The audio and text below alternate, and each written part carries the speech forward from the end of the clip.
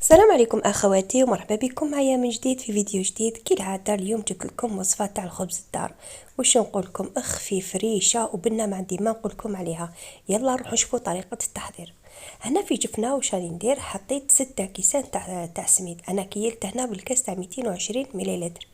هادو 6 كيسان هما كيلو تاع سميد، كيلو تاع سميد رطب. وانا كنت غربلته هنا. انا حطيت 2 كويار يعني 2 ملاعق تاع الحليب غبره، حطيت ملعقه تاع ملح، حطيت ملعقه ونصف تاع خميره تاع العجين. نخلطوا النواشف ونحطوا دوكا نصف كاس تاع الزيت، يعني الكاس اللي كيلت به السميد نحطوا نصف كاس تاع الزيت. وبيان سور دوكا نبداو نبسو في السميد تاعنا، يعني حتى يدخل مليح الزيت في السميد، يعني يتبسس مليح. فوالا صدقوني هذه الوصفه راح تنجحوا فيها 100% ويجيكم خفيف ريشه هذا الخبز الدار. انا درت انتخو، حطيت فيها حبات تاع بيض ونخلطها بيان سور بشويه تاع ماء دافي، ونبدا نطم في العجين تاعي غير بالعقل، ونبدا نحط في الماء غير بشويه، والماء يكون دافي باش يساعدنا في الاختمار تاع العجين تاعنا. هكذا تبداو تطموا في العجين، ولا خصكم الماء تبداو تزيدوا غير بالعقل حتى ينطم لكم كامل. فوالا يعني العجينه هنا ما طروهاش بزاف وما تخلوهاش يابسه. هكذا شوفوا هنا راهي طمت لي. فوالا شوفوا كيفاش ولات. دوكا نجيب ساشي ونحطها فيه. علاش الساشي هذا؟ يخلي العجين ينطلق مليح ومبدا راح تخمر لي شويه. هنا بعد ما خليتها ببخي واحد نصف ساعه نعاود نحيها من الساشي ونبدا نشوف لا خصها الماء نزيد لها. هنا زدت لها غير شويه تاع ماء وراني ندلك فيها. فوالا هو العجين لازم تعجنوه شويه باش يجيكم خفيف.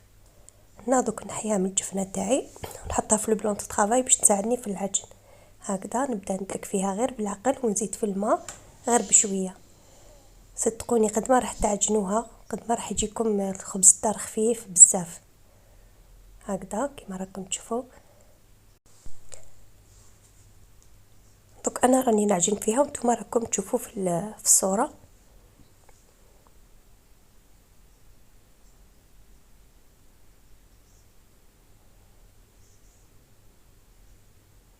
نزيد شويه ماء، منين داك ندخل شويه تاع ماء يعني حتى نشوفوا العجين ما يسحقش الماء، يولي تولي اون بات طريه.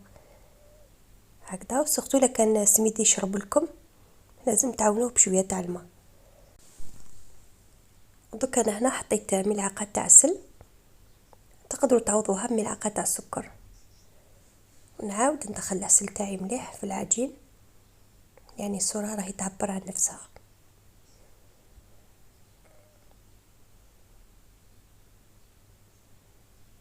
هكذا دوك انا ندخل مليح العسل ونزيد نشم خيتي بالماء وراني نعجن فيها باش تجي خفيفه. فوالا هنا راني زدت شويه ماء باسكو السميد تاعي يشرب بزاف. هنا شوفوا بعد ما الوجه تاعها ولا ليس الله يبارك، ولات طريه خفيفه. درت لها شويه برك تاع زيت غير باش نطمها. صدقوني هذه العجينه راح تجيكم بزاف خفيفه وسهله في العجن. شوفوا كيفاش ولات. انا هنا جبت البلاطو تاعي دهنته بشويه تاع الزيت كما راكم تشوفوا. دوك انا نقسم العجين. انا هادو يجوني 2 خبزات. فوالا دوك واحده نحطها في بلاطو واحد اخر وهذه نكملها معاكم. دوك نحطها ونعاود نبلاطيها بيدي. هنا درت شويه زيت، شويه زيت في يدي وراني نقرص فيها. شوفوا هنا يعني تمشوها كامل هكذا. وهنا جبت صفار تاع بيض ضربته مع شويه تاع حليب ودهنت به كامل الوجه تاع العجين تاعي. وهنا جبت سانوج وراني ندير في الديكور، يعني كل وحده دير واش تعرف. هكذا دوك نمشيه كامل. صدقوني السانوج كما نعرفوا يجي بنين في الخبز الدار، مام هو تاني نعرفوا بلي صحي. هكذا شوفوا بعد ما كملت كامل دوكا نخليها تزيد تخمر، يعني تدوبل الفوليوم تاعها. شوفوا هنا بعد ما خمرت لي كنت سخنت الفرن تاعي على 220 درجه، ودوكا ندخلها طيب. شوفوا هنا بعد ما طابت لي يعني عطاتني وجه شبه بزاف احمر، والبنه ما ديما نقولكم عليها جا بزاف خفيف خفيف ريشه هكذا. مم اللون جا شباب تاني. شوفوا كيفاش بونج، يعني ما تقولوش معجن ولا، صدقوني راح يجيكم خفيف. فوالا شوفوا كيفاش نقسمها معكم، وان شاء الله تعجبكم الوصفه هذه وتجربوها. وما تنسونيش بجيم وكومنتير تضغطوا على زر الاشتراك. والسلام عليكم.